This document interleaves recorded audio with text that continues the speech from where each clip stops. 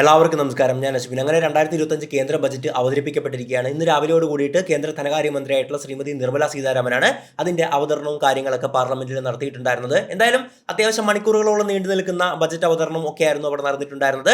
എന്തായാലും മണിക്കൂറുകളോളം നീണ്ടുനിന്ന സംഭവമായതുകൊണ്ട് തന്നെ നമുക്ക് ഈ വീഡിയോയിൽ മൊത്തം പറയുന്നൊന്നുമില്ല. അപ്പോൾ നമ്മൾ ഇന്ന് ഈ വീഡിയോയിൽ സംസാരിക്കാൻ പോകുന്നത് എന്തെന്ന് പറഞ്ഞു കഴിഞ്ഞാൽ, ആ ബജറ്റിൽ വളരെ ഇൻട്രസ്റ്റിംഗ് ആയിട്ട് തോന്നിയിട്ടുള്ള ഒരു 10 കാര്യങ്ങൾ, 10 പ്രധാനപ്പെട്ട പോയിന്റുകൾ മാത്രമാണ് നമ്മൾ ഈ വീഡിയോയിൽ ചർച്ച ചെയ്യുന്നത്. അപ്പോൾ പോയിന്റ് ബൈ പോയിന്റ് ആകുമ്പോഴേക്കും കേട്ടിരിക്കാൻ രസമാണ്. 10 കാര്യങ്ങളല്ലേ ഉള്ളൂ. അത് നമുക്ക് ആദ്യം തന്നെ ഒന്ന് മനസ്സിലാക്കി വെക്കാം. എന്തായാലും നമുക്ക് വീഡിയോയിലേക്ക് വരാം. ഒന്നാമത്തെ ഏറ്റവും പ്രധാനപ്പെട്ട പ്രഖ്യാപനം, വളരെ വിപ്ലവകരമായിട്ടുള്ള ഒരു പ്രഖ്യാപനം എന്ന് വേണം പറയാനായിട്ട്. അതായത് 12 ലക്ഷം രൂപ വരെ വരുമാനമുള്ളവർക്ക് യാതൊരുവിധ ടാക്സ്, ഇൻകം ടാക്സ്, ആദായ നികുതിയും കൊടുക്കേണ്ടതില്ല. 12 ലക്ഷം എന്ന് പറയുമ്പോൾ ഒന്ന് ആലോചിക്കുക, മാസം 1 ലക്ഷം കിട്ടുന്നവനാണ് 12 ലക്ഷം വാർഷിക വരുമാനമുള്ളത് അല്ലേ. അപ്പോൾ മധ്യവർഗം എന്നാണ്, മിഡിൽ ക്ലാസ് സിറ്റിസൺസിന് വളരെ ആശ്വാസകരമെന്നാണ് എല്ലായിടത്തും പറയുന്നത്. പക്ഷേ മിഡിൽ ക്ലാസ്സിന് 1 ലക്ഷം വരെ കിട്ടുന്നുണ്ട് ഇല്ല. മിഡിൽ ക്ലാസ് എന്ന് പറയുമ്പോഴേക്കും 40-50,000 രൂപ ആ ഒരു റേഞ്ചിലൊക്കെ കൂട്ടാൻ പറ്റത്തുള്ളൂ, അല്ലെങ്കിൽ പോട്ടെ 60,000. അപ്പോൾ 1 ലക്ഷം കിട്ടുക എന്ന് പറയുന്നത് അത്യാവശ്യം നല്ല, ഇന്നത്തെ കാലത്ത് നല്ല പണമുള്ള വ്യക്തികളാണ്. അപ്പോൾ 12 ലക്ഷം രൂപ വരെയാണ് നിങ്ങളുടെ വരുമാനമെങ്കിൽ നിങ്ങൾ യാതൊരുവിധ ഇൻകം ടാക്സും കൊടുക്കേണ്ടതില്ല എന്ന് പറയുമ്പോഴേക്കും ഒന്ന് ആലോചിച്ച് നോക്കുക. നമ്മുടെ സർക്കാർ ഇവിടെ ത്വജിക്കുന്നത് ലക്ഷക്കണക്കിന് കോടികളുടെ ഇൻകം ടാക്സ് വരുമാനമാണ്. അപ്പോൾ ഇത്രയും പേരിൽ നിന്ന് സാധാരണ കിട്ടിക്കൊണ്ടിരുന്ന വരുമാനമാണ്, അതെല്ലാം സർക്കാർ അവിടെ ഉപേക്ഷിക്കുകയാണ്. അതായത് മിഡിൽ ക്ലാസ്സിനും അതിന് മുകളിലുള്ള വ്യക്തികൾക്കൊക്കെ വളരെയേറെ ഉപകാരപ്പെടുന്ന ഒരു പ്രഖ്യാപനമാണിത്. ഇതിൽ ക്യാപിറ്റൽ ഗെയിൻ ആയിട്ടുള്ള വരുമാനം, അതായത് ഉദാഹരണം സ്റ്റോക്ക് മാർക്കറ്റിൽ നിന്നൊക്കെ കിട്ടുന്ന വരുമാനം ഉണ്ടല്ലോ, അത് ഇതിന്റെ അകത്ത് പെടത്തില്ല എന്ന് ഓർത്തുകൊള്ളുക. അത് സെപ്പറേറ്റ് ആണല്ലോ, എപ്പോഴും എല്ലാ വർഷവും അങ്ങനെ തന്നെയാണ്. എന്തായാലും 12 ലക്ഷം രൂപ വരെയുള്ള വരുമാനത്തിന് ഇൻകം ടാക്സ് അടയ്ക്കേണ്ടാത്തത് കൊണ്ട് എന്താ സംഭവിക്കുക എന്ന് പറഞ്ഞു കഴിഞ്ഞാൽ, ആൾക്കാരുടെ കയ്യിൽ, അതായത് മിഡിൽ ക്ലാസിന്റെ കയ്യിലും അതിന് മുകളിലുള്ള ക്ലാസിന്റെ കയ്യിലും കൂടുതലായിട്ടുള്ള പണം കാണും. കൂടുതലായിട്ട് പണം കാണുമ്പോൾ എന്താ സംഭവിക്കുക, അവർക്ക് കൂടുതലായിട്ട് ചെലവാക്കാൻ സാധിക്കുന്നു, കൂടുതലായിട്ട് അവർ ഇൻവെസ്റ്റ് ചെയ്യുന്നു. ഒരിക്കലും പണം മേശയുടെ അകത്ത് വെച്ചുകൊണ്ടല്ലേ ഇരിക്കുന്നത്. ഒന്നെങ്കിൽ ബാങ്കിലിടും, അല്ലെങ്കിൽ സ്റ്റോക്ക് മാർക്കറ്റിലും മ്യൂച്വൽ ഫണ്ടിലും ഇൻവെസ്റ്റ് ചെയ്യും. റിയൽ എസ്റ്റേറ്റ് സംഭവിക്കും, ഓട്ടോമൊബൈൽ മേഖലയിൽ മാറ്റങ്ങൾ ഉണ്ടാവും. നമ്മുടെ കയ്യിൽ കൂടുതലായിട്ട് പണം ഉണ്ടെങ്കിൽ എന്താ ചെയ്യുക, നമ്മൾ കൂടുതലായിട്ട് ചിലവാക്കും അല്ലേ. അപ്പോൾ സൊസൈറ്റിയിൽ, നമ്മുടെ എക്കോണമിയിൽ ക്യാഷ് ഫ്ലോ ആണ് സംഭവിക്കുന്നത്. അതുകൊണ്ട് തന്നെ അത് നമ്മുടെ എക്കോണമിക് ഗ്രോത്ത്, സാമ്പത്തിക മേഖലയ്ക്ക് വലിയൊരു പുത്തൻ ഉണർവായിരിക്കും നൽകാൻ പോകുന്നത്. ഇവിടെ സംഭവിക്കുന്ന മറ്റൊരു കാര്യം എന്തെന്നാൽ, 12 ലക്ഷം രൂപ വരെ വരുമാനമുള്ളവർ ധൈര്യമായിട്ട് ഇൻകം ടാക്സ് റിട്ടേൺ ചെയ്യും. കാരണം പൈസ ഒന്നും അടയ്ക്കണ്ടല്ലോ. പലർക്കും ഒരു സംശയം ഉണ്ടാകും, ഇൻകം ടാക്സ് റിട്ടേണിങ്ങും അതുപോലെ തന്നെ പൈസ കൊടുക്കേണ്ടാത്തതും രണ്ടാണെന്ന്. അങ്ങനെയല്ല, നമുക്ക് 10 ലക്ഷമാണെങ്കിലും 5 ലക്ഷമാണെങ്കിലും ഇൻകം ടാക്സ് റിട്ടേൺ ചെയ്യേണ്ടതുണ്ട്. പക്ഷേ പൈസ ഒന്നും കൊടുക്കണ്ട. 12 ലക്ഷം രൂപ വരെയാണ് നിങ്ങൾക്ക് വരുമാനമെങ്കിൽ നിങ്ങൾക്ക് ഇൻകം ടാക്സ് റിട്ടേൺ ചെയ്യാം. നിങ്ങൾ 0 രൂപ ഒന്നും കൊടുക്കണ്ട. അപ്പോൾ അതുകൊണ്ട് എന്താ സംഭവിക്കുക, പുതിയ നികുതിദായകർ സർക്കാരിന്റെ ഇൻകം ടാക്സിന്റെ കീഴിൽ രജിസ്റ്റർ ചെയ്യപ്പെടുകയാണ്. അടുത്ത വർഷം അവർക്ക് കൂടുതലായിട്ട് വരുമാനം ലഭിക്കുന്നുണ്ടെങ്കിൽ അവർ ഇൻകം ടാക്സ് ഫയൽ ചെയ്യും. അങ്ങനെ രാജ്യത്തിന്റെ വികസനത്തിന് കൂടുതൽ ആൾക്കാർ പങ്കാളികളായി മാറുന്ന ഒരു സാഹചര്യവും ഇവിടെ നിലനിൽക്കുകയാണ്. 2 മുതിർന്ന പൗരന്മാർക്കും വാടകക്കാർക്കും, അതായത് എന്തെങ്കിലും പ്രോപ്പർട്ടിയൊക്കെ വാടകയ്ക്ക് കൊടുത്ത് അതിൽ നിന്ന് വാടക വരുമാനം ലഭിക്കുന്നവരുണ്ടല്ലോ, അവരുടെയൊക്കെ TDSന്റെ ആ ഒരു പരിധി ഉയർത്തി. TDS എന്ന് പറഞ്ഞു കഴിഞ്ഞാൽ ടാക്സ് ഡിഡക്ഷനഡ് സോഴ്സ് ആണ്. അതായത് റിട്ടയർ ചെയ്ത് വീട്ടിലൊക്കെ ഇരിക്കുന്ന പ്രായമായിട്ടുള്ളവർ ഒരുപാട് പൈസയ്ക്ക് ഇൻവെസ്റ്റ് ചെയ്യുന്നുണ്ടായിരിക്കും. അപ്പോൾ അവർക്ക് നല്ലൊരു പലിശ കിട്ടുന്നുണ്ടായിരിക്കും അല്ലേ. ഈ പലിശ 50,000-ന് മുകളിലാണെങ്കിൽ TDS കട്ട് ചെയ്യുന്ന ഒരു ഇടപാട് അവിടെ ഉണ്ടായിരുന്നു. TDS കട്ട് ചെയ്യുന്നത് നമ്മൾ ഇൻകം ടാക്സ് ഫയൽ ചെയ്യുവാണെങ്കിൽ തിരിച്ചെടുക്കാൻ സാധിക്കും. TDS എന്ന് പറയുന്നത് മോശമായിട്ടുള്ളതല്ല, നല്ലതായിട്ടുള്ള കാര്യം തന്നെയാണ്. കൃത്യമായിട്ട് ഇൻകം ടാക്സിൽ കണക്ക് രേഖപ്പെടുത്താൻ സഹായിക്കുന്ന ഒരു കാര്യം തന്നെയാണ്. പക്ഷേ ടാക്സ് ഫയൽ ചെയ്യാത്ത സാധാരണക്കാരനെ സംബന്ധിച്ച് ആ പൈസ അവിടെ കട്ടായി പോകുന്ന ഒരു സാഹചര്യമാണ് പലപ്പോഴും നിലനിൽക്കാറുള്ളത് അല്ലേ. എന്തായാലും ഇത്രയും കാലം 50,000 ആയിരുന്നു TDS കട്ട് ചെയ്യാനുള്ള ഒരു റേഞ്ച് എന്ന് പറയുന്നത്. 50,000-ന് മുകളിലേക്കാണെങ്കിൽ TDS കട്ട് ചെയ്യുമായിരുന്നു. ഇനി അത് 1 ലക്ഷമാണ്. അതായത് 1 ലക്ഷത്തിന് മുകളിലേക്ക് മാത്രമാണെങ്കിൽ TDS അവിടെ കട്ട് ചെയ്യപ്പെടുത്തുള്ളൂ. ഓർക്കുക, TDS എന്ന് പറയുന്നത് സർക്കാർ എടുത്തുകൊണ്ട് പോകുന്ന ഒരു സംഭവമല്ല. നമ്മൾ ഇൻകം ടാക്സ് ഫയൽ ചെയ്യുമ്പോഴേക്കും നമുക്ക് തിരിച്ചു കിട്ടുന്ന പൈസയാണ് TDS അഥവാ ടാക്സ് ഡിഡക്ഷനഡ് സോഴ്സ് എന്നുള്ളത്. ഇവിടെ വാടക കൊടുത്ത് വാടക വരുമാനം ലഭിക്കുന്നവർക്കുമുള്ള പരിധി ഉയർത്തിയിട്ടുണ്ട്. ഇത്രയും കാലം TDS കട്ട് ചെയ്യാനുള്ള പരിധി 2.4 ലക്ഷമായിരുന്നു.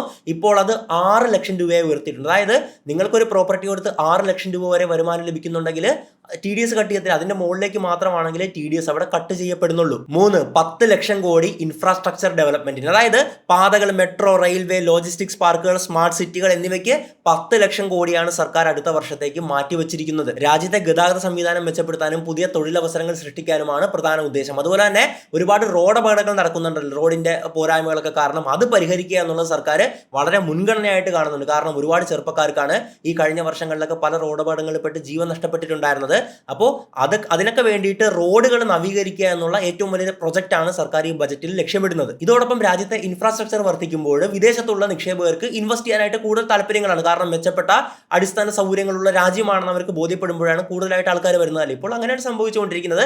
അപ്പോൾ ഇനിയും കൂടുതൽ ആൾക്കാർ വരികയും ഇത് രാജ്യത്തിന്റെ സാമ്പത്തിക മേഖലയെ മെച്ചപ്പെടുത്തുകയും രാജ്യത്തെ വലിയൊരു സാമ്പത്തിക ശക്തിയാക്കി മാറ്റുകയും ചെയ്യും. 4, സ്റ്റാർട്ടപ്പുകൾക്കും ഡിജിറ്റൽ നവീകരണത്തിനും വലിയ പിന്തുണ. AI, fintech, biotech, space tech എന്നീ മേഖലകളിൽ ഒരുപാട് ടാക്സ് വർധനവുകളും അതുപോലെ തന്നെ നിക്ഷേപത്തിനുള്ള പ്രോത്സാഹനവുമാണ് സർക്കാർ ഉദ്ദേശിക്കുന്നത്. ക്യാപിറ്റൽ ഗെയിൻസ് ടാക്സ് ഒഴിവാക്കൽ, ലളിതമായിട്ടുള്ള ലൈസൻസ് വ്യവസ്ഥകൾ എന്നിവയിലൂടെ ഇന്ത്യയെ വലിയൊരു സ്റ്റാർട്ടപ്പ് കേന്ദ്രമാക്കി മാറ്റാനാണ് ലക്ഷ്യമിടുന്നത്. ഇവിടെ ഏറ്റവും പ്രധാനമായിട്ടും എടുത്തു പറയേണ്ട ഒരു കാര്യമുണ്ട്. കഴിഞ്ഞ ദിവസങ്ങളിലൊക്കെ ഇൻസ്റ്റയിൽ പല ട്രോളും കാണായിരുന്നു. അതായത് സൂര്യോദയം പോലും കാണാത്ത യാതൊരുവിധ അറിവുമില്ലാത്ത കുട്ടികളാണ്, അല്ലെങ്കിൽ പലതരത്തിലുള്ള താല്പര്യങ്ങളുള്ളവരാണ്. എന്താണ് ട്രോൾ എന്ന് നോക്കുകയാണെങ്കിൽ അമേരിക്ക ChatGPT ഡെവലപ്പ് ചെയ്യുന്നു, ഇപ്പോൾ ചൈന DeepSeek ഡെവലപ്പ് ചെയ്യുന്നു, ഇന്ത്യ ആണെങ്കിൽ മറ്റേ കബഡി നിർത്തിയിരിക്കുന്നു, അല്ലെങ്കിൽ ഇന്ത്യയിൽ നിന്ന് വരുന്ന വല്ല വേസ്റ്റിന്റെ എന്തെങ്കിലുമൊക്കെ വീഡിയോസ് വെച്ചിട്ട് സ്വന്തം രാജ്യത്തെ തന്നെ അപഹസിക്കുന്ന രീതിയിലേക്കാണ് കാര്യങ്ങൾ മാറ്റിക്കൊണ്ടിരിക്കുന്നത് അല്ലേ. പക്ഷേ റിയാലിറ്റി അങ്ങനെയാണെങ്കിൽ ഓക്കെ, പക്ഷേ ഇന്ത്യ അങ്ങനെയാണ് ഒരിക്കലുമല്ല. ഇപ്പോൾ ഈ ബജറ്റിൽ മാത്രമായിട്ട് AI ടെക്നോളജി, കൃത്രിമ ബുദ്ധിക്ക് വേണ്ടി അതുമായി ബന്ധപ്പെട്ട ഗവേഷണത്തിനും പഠനത്തിനും വേണ്ടി മാത്രം 500 കോടിയുടെ പദ്ധതികളാണ് മാറ്റിവെച്ചിരിക്കുന്നത്. 500 കോടി. അതുപോലെ തന്നെ 100 കോടിക്ക് 5 സെന്റർ ഫോർ എക്സലൻസ് AIക്ക് വേണ്ടി സ്ഥാപിക്കും. ഇനി ഒന്നുകൂടെ കേട്ടോളൂ, ChatGPTക്കും DeepSeekനും ബദലായിട്ടുള്ള ഇന്ത്യയുടെ AI മോഡൽ 10 മാസത്തിനുള്ളിൽ അവതരിപ്പിക്കപ്പെടും. 10 മാസം കുറച്ചുകൂടെയൊക്കെ എക്സ്റ്റെൻഡ് ചെയ്യുമായിരിക്കാം.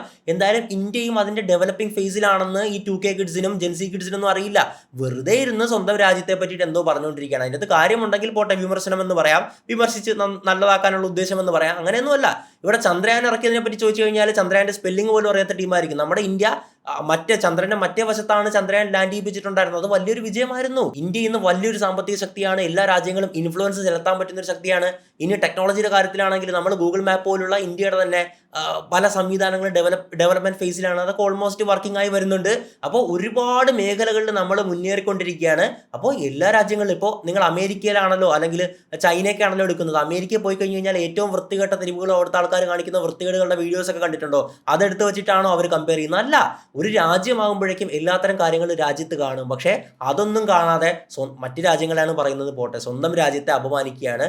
അതും ഒന്നും അറിയില്ല. ചന്ദ്രയാൻ മോളിലോട്ട് പോയത് പോലും അറിയാത്ത ടീംസ് ആണ് ഇതിനെയൊക്കെ വെച്ചിട്ട് സ്വന്തം രാജ്യത്തെ അപഹസിച്ചുകൊണ്ടിരിക്കുന്നത്. കഷ്ടം തന്നെ. എന്തായാലും AI ടെക്നോളജിയിൽ ഇന്ത്യ വളരെ വേഗത്തിൽ മുന്നേറിക്കൊണ്ടിരിക്കുകയാണ്. 10,370 കോടി രൂപ, കേട്ടുകൊള്ളുക, 10,370 കോടി രൂപയുടെ ഇന്ത്യൻ AI മിഷന്റെ ഭാഗമായിട്ടാണ് ഈ പദ്ധതികളൊക്കെ നടപ്പിലാക്കുന്നത്.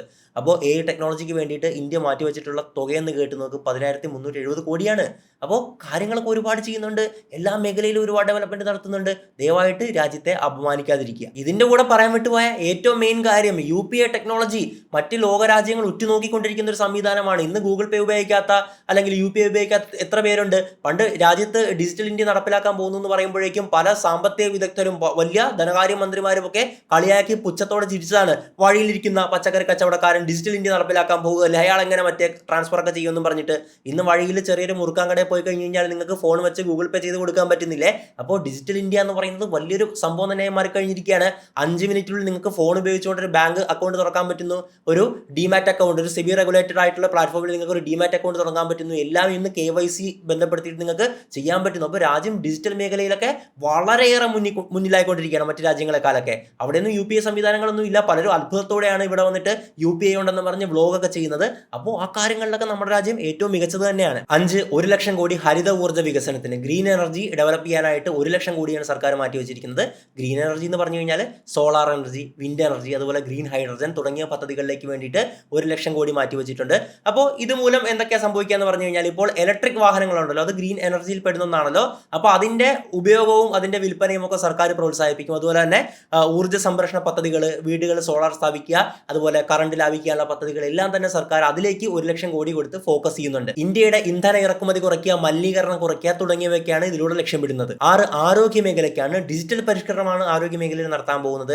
ടെലിമെഡിസിൻ, ഡിജിറ്റൽ മെഡിക്കൽ റെക്കോർഡുകൾ, അതുപോലെ തന്നെ AI അടിസ്ഥാനപ്പെടുത്തിയിട്ടുള്ള രോഗനിർണയം. അതായത് ഡോക്ടേഴ്സ് ഒരു മെഡിക്കൽ AI ഉപയോഗിച്ചുകൊണ്ട് ഇന്ത്യ ഡെവലപ്പ് ചെയ്തിട്ടുള്ള മെഡിക്കൽ AI ഉണ്ടാവും. അത് ഡെവലപ്പ് ചെയ്തിട്ട് അത് വെച്ചിട്ട് നമുക്ക് രോഗം നിർണ്ണയിക്കാൻ ഡോക്ടേഴ്സിനൊക്കെ സാധിക്കും.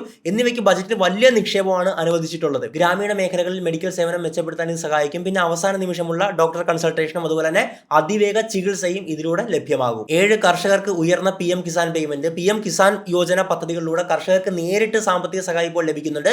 6,000 രൂപയാണ് ലഭിക്കുന്നത്. അത് ഉയർത്താനാണ് ഈ ബജറ്റിൽ പദ്ധതിയിടുന്നത്. ഇതുകൂടാതെ ശീതീകരണ സംവിധാനങ്ങൾ, ജലസേചന സംവിധാനങ്ങൾ, നവീന കൃഷി സാങ്കേതിക വിദ്യകൾ എന്നിവയ്ക്കും സഹായം ലഭിക്കുന്നതായിരിക്കും ഈ ഒരു പദ്ധതികളിലൂടെ. 8 ഈ ബജറ്റിലെ ഏറ്റവും മികച്ചൊരു കാര്യമായിട്ട് എനിക്ക് തോന്നിയിട്ടുള്ളതാണ്. കാരണം ഇപ്പോൾ എൻ്റെയൊക്കെ പ്രായത്തിലുള്ളവർ നേരിടുന്ന ഏറ്റവും വലിയൊരു പ്രശ്നമാണ് തൊഴിലില്ലായ്മയല്ലേ. അപ്പോൾ അങ്ങനെ നിൽക്കുന്ന വ്യക്തികളെയൊക്കെ തൊഴിൽ പരിശീലനം നൽകാൻ വേണ്ടിയിട്ട് 50,000 കോടി രൂപയാണ് സർക്കാർ മാറ്റി വെച്ചിരിക്കുന്നത്. അത് ഏത് മേഖലയിലാന്ന് നോക്കുവാണെങ്കിൽ അതാണ് ഏറ്റവും ഇൻട്രസ്റ്റിംഗ് ആയിട്ടുള്ളത്.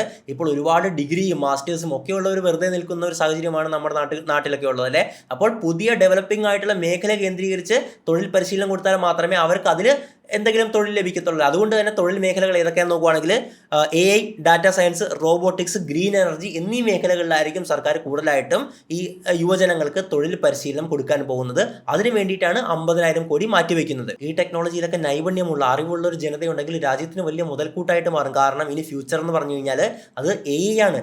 AI അറിവില്ലാത്തവർ പല മേഖലകളിൽ നിന്ന് ഔട്ടായി പോകും. AI അല്ല നിങ്ങളുടെ ജോലി കളയുന്നത്, മറിച്ച് AI ടെക്നോളജിയിൽ അറിവുള്ള വ്യക്തികളായിരിക്കും നിങ്ങളുടെ ജോലി കളയാൻ പോകുന്നത്. അതുകൊണ്ട് തന്നെ AI ടെക്നോളജിയിൽ എപ്പോഴും അപ്ഡേറ്റഡ് ആയിട്ടിരിക്കാൻ ശ്രമിക്കുക. 9 സൈബർ സുരക്ഷയ്ക്കും ഡിജിറ്റൽ സുരക്ഷയ്ക്കും വേണ്ടിയിട്ടുള്ള വിപുലമായിട്ടുള്ള നിക്ഷേപമാണ്. ഇപ്പോൾ നമുക്കറിയാം നമ്മുടെ രാജ്യത്തെ ഏറ്റവും കൂടുതൽ നേരിടുന്ന ഒരു വെല്ലുവിളിയാണ് സൈബർ തട്ടിപ്പല്ല. ഇപ്പോൾ ഡിജിറ്റൽ അറസ്റ്റ്, അതുപോലെ തന്നെ നിങ്ങളുടെ പാൻ കാർഡ് പുതുക്കണം, അല്ലെങ്കിൽ നിങ്ങളുടെ സിം ഡീആക്ടിവേറ്റ് ആവും, നിങ്ങളുടെ ബാങ്ക് അക്കൗണ്ട് ബ്ലോക്ക് ആവും, ആധാർ റിന്യൂ ചെയ്യണം എന്നൊക്കെ പറഞ്ഞ് പലതരം തട്ടിപ്പ് നടപ്പുണ്ട്. പിന്നെ ഡിജിറ്റൽ അറസ്റ്റാണ് ഏറ്റവും കൂടുതൽ വ്യാപകമായിട്ട് നടക്കുന്നുണ്ട്. നിങ്ങളുടെ പേരിൽ അയച്ച പാർസലും മയക്കുമരുന്നും ഇല്ലീഗലായിട്ടുള്ള സ്റ്റഫും ഉണ്ട്. അതുകൊണ്ട് ഡൽഹി പോലീസിന് നിങ്ങളുടെ കോൾ കണക്ട് ചെയ്യാണ്. അപ്പോൾ ഒരു പോലീസുകാരൻ്റെ വേഷത്തിലുള്ള ഒരാൾ വീഡിയോ കോളിൽ വരും. അങ്ങനെയൊക്കെ തട്ടിപ്പ് നടക്കുകയാണ്. സ്റ്റോക്ക് മാർക്കറ്റിൻ്റെ പേരിലും ഷെയർ മാർക്കറ്റിന്റെ പേരിലൊക്കെ തട്ടിപ്പ് നടക്കുകയാണ്. ഇൻവെസ്റ്റ്മെന്റിന്റെ പേരിൽ തട്ടിപ്പ് നടക്കുകയാണ്. അതോടൊപ്പം ഹാക്കിംഗ്, ഡാറ്റ ചോർച്ച എന്നീ വെല്ലുവിളികൾ നമ്മുടെ രാജ്യം നേരിടുന്നുണ്ടല്ലേ. അപ്പോൾ ഇതൊക്കെ തടയാൻ വേണ്ടിയിട്ട് വളരെ അഡ്വാൻസ്ഡ് ആയിട്ടുള്ള ടെക്നോളജീസ് ഉപയോഗിച്ച്, പ്രധാനമായിട്ടും AI ബേസ് ചെയ്തിട്ടുള്ള ടെക്നോളജിക്ക് ഉപയോഗിച്ച് വലിയൊരു പദ്ധതിയാണ്, ഇതിനെയൊക്കെ ചെറുക്കാനുള്ള പദ്ധതിയാണ് സർക്കാർ ഈ ബജറ്റിൽ പ്രഖ്യാപിച്ചിട്ടുള്ളത്. രാജ്യത്തിന്റെ ഭൂരിഭാഗം GDPയും കോൺട്രിബ്യൂട്ട് ചെയ്യുന്നത് ഇപ്പോൾ ഡിജിറ്റൽ ട്രാൻസാക്ഷനിലൂടെയാണ്. അങ്ങനത്തെ ഒരു സാഹചര്യത്തിൽ ഡിജിറ്റൽ ട്രാൻസാക്ഷൻസ് കൂടുതൽ സുരക്ഷിതമാക്കാനും അതുപോലെ ബാങ്കിങ്, ഫിൻടെക് സംവിധാനങ്ങൾ കൂടുതൽ ശക്തിപ്പെടുത്താനുമാണ് ഈ ഒരു നീക്കം. 10 സുസ്ഥിര കൃഷിക്കും ഓർഗാനിക് ഫാമിങ്ങിനുമുള്ള പ്രോത്സാഹനമാണ്. അതായത് കർഷകർ കൃഷി ചെയ്യുമ്പോൾ ജലസംരക്ഷണ സാങ്കേതിക വിദ്യകളും അതുപോലെ തന്നെ ഓർഗാനിക് കൃഷിയും സ്വീകരിച്ചു കഴിഞ്ഞു കഴിഞ്ഞാൽ അവർക്ക് ടാക്സ് ഇളവുകളും അതുപോലെ കൂടുതൽ സബ്സിഡിയും ലഭിക്കും. ഇതെന്ന് പറയുന്നത് അപ്പോൾ ജലങ്ങൾ മലിനമാക്കാതിരിക്കുക, ജലം പരമാവധി നഷ്ടപ്പെടുത്താതിരിക്കുക, അതുപോലെ തന്നെ ഓർഗാനിക് ആയിട്ടുള്ള പരമാവധി കീടനാശിനികളൊക്കെ കുറച്ചുള്ള ഒരു കൃഷിയാണ് സർക്കാർ ഇവിടെ ആക്ച്വലി പ്രോത്സാഹിപ്പിക്കുന്നത്. അതായത് പാരിസ്ഥിതികമായ കൃഷി മെച്ചപ്പെടുത്താനും ആരോഗ്യപരമായിട്ടുള്ള കാർഷിക ഉൽപ്പന്നങ്ങൾ ഉൽപ്പാദിപ്പിക്കാനുമാണ് സർക്കാർ ലക്ഷ്യമിടുന്നത്. ഇപ്പോൾ ശരിക്കും നമ്മുടെ വലിയൊരു കൺസേൺ ആണ് പച്ചക്കറികളിലുള്ള വിഷങ്ങളൊക്കെ അല്ലേ. പലപ്പോഴും നമ്മൾ അതിൻ്റെ മാധ്യമ റിപ്പോർട്ടുകളൊക്കെ കണ്ടിട്ടുള്ളതാണ്. പച്ചക്കറികളിൽ അമിതമായിട്ട് യൂസ് ചെയ്യുന്ന വിഷങ്ങൾ, തമിഴ്നാട്ടിൽ നിന്ന് വരുന്ന വിഷം, അങ്ങനത്തെ ഒരുപാട് സംഭവങ്ങളൊക്കെ നമ്മൾ കണ്ടിട്ടുള്ളതാണ്. അപ്പോൾ അതൊക്കെ പരമാവധി കുറയ്ക്കുക എന്നുള്ള ഒരു രീതി, അതായത് അവരെ കൊണ്ട് തന്നെ അത് പ്രോത്സാഹിപ്പിച്ച് അത് ചെയ്യിപ്പിക്കുക എന്നുള്ള രീതിയാണ് ഇവിടെ സർക്കാർ പിന്തുടരുന്നത്. എന്തായാലും ഈ ഒരു 10 കാര്യങ്ങളൊക്കെ വളരെ ഇൻട്രസ്റ്റിംഗ് ആയിട്ട് തോന്നിയിട്ടുള്ള കാര്യമാണ്. ഒരുപാട് കാര്യങ്ങളുണ്ട് ബജറ്റിൽ പറയുവാണെങ്കിൽ. നിങ്ങൾ ഒരുപാട് വാർത്തകളൊക്കെ കണ്ടിരിക്കുമല്ലോ. എന്തായാലും ബജറ്റ് എല്ലാ വർഷവും നമ്മൾ ഇതുമായി ബന്ധപ്പെട്ട ഒരു അപ്ഡേറ്റ് വീഡിയോ ചെയ്യുന്നതാണ്. അപ്പോൾ ഇതിൽ ഏറ്റവും മെച്ചപ്പെട്ടൊരു കാര്യമായിട്ട് തോന്നിയിട്ടുള്ള എന്താണ്, ഇതിലെന്നല്ല, ഈ 10 പോയിന്റിലെന്നല്ല, ഇപ്പോൾ ബജറ്റുമായി ബന്ധപ്പെട്ട ഒരുപാട് കാര്യങ്ങൾ നിങ്ങൾ കണ്ടിട്ടുണ്ടാകുമല്ലോ അല്ലേ. അതിൻ്റെ അകത്ത് ഏറ്റവും മെച്ചപ്പെട്ടതായിട്ട് തോന്നിയിട്ടുള്ള പോയിന്റ് എന്താണ്, ഏറ്റവും പോരായ്മയായിട്ട് തോന്നിയിട്ടുള്ള കാര്യങ്ങൾ എന്താണ്, എല്ലാം കമന്റ് ബോക്സിൽ എഴുതുക. കമന്റ് ബോക്സ് എന്ന് പറയുന്നത് നല്ലൊരു ചർച്ചയ്ക്കുള്ള വേദി കൂടിയാണ്. എന്തായാലും നിങ്ങളുടെ അഭിപ്രായങ്ങളൊക്കെ പറഞ്ഞ പോലെ രേഖപ്പെടുത്തുക. മറ്റൊരു വീഡിയോയിൽ മറ്റൊരു വിഷയമായിട്ട് നമുക്ക് വീണ്ടും കാണാൻ. Signing out.